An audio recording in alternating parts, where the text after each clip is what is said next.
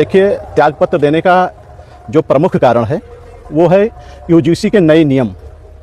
जो सरकार ने यूजीसी के नए नियम लागू किए हैं, इससे मैं काफ़ी आहत हुआ हूँ।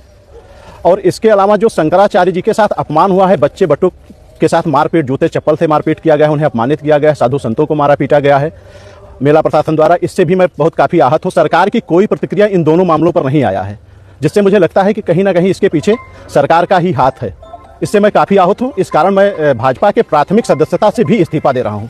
भाजपा के आप कर्मठ और जुझारू बिल्कुल आप एक थे, लेकिन आपके जैसे इस्तीफा देने के बाद में, और मान लेते हैं कि इस्तीफा दे दिए हैं और आप विधानसभा तुलसीपुर से आप टिकट भी मांग रहे थे, आपको टिकट दे रही है भाजपा, तो फिर क्या आप वापसी करेंगे?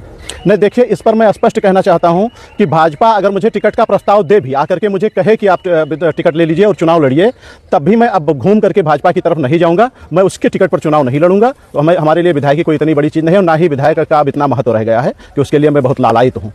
क्या आपके त्यागपत्र पर भाजपा पर बड़ी असर पड़ेगी या छोटी?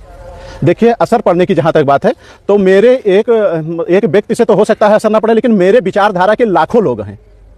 ये बुनियाद हिला देंगे भाजपा की। भाजपा को हम लोग खींच करके 300 सीटों तक लेकर आए हैं। जब भाजपा के बगल कोई खड़ा नहीं होना चाहता था, फोटो नहीं खिंचाना चाहता था, थाने पर कुर्सियां हटा दी जाती हैं, तब से मैं भाजपा को लिए घूम रहा हूं। और आज भी मतलब हम जनसंघ से हमारा परिवार जुड़ा हुआ है। तो ये बुनियाद हिल जाएंगे। हमारे विचारधारा के लाखों लोग हैं। बस यही मैं कहना चाहता हूँ आप सभी को। मामले से जैसे मान लिया जाए शंकराचार्य के मामले को लेकर आप काफी उत्तेजित हैं कि आखिर शंकराचार्य जी से अभी मान लिया जाए कुछ ऐसे माफी मांग लिया जाए या कुछ उनके साथ में अच्छा कार्य किया जाए, तो फिर क्या? सर्वप्रथम तो मैं ये बताना चाहता हूँ कि मैं किसी प्रकार से उत्तेजित नहीं हूँ। मैं पूरे विवेक के साथ कह रहा हूँ।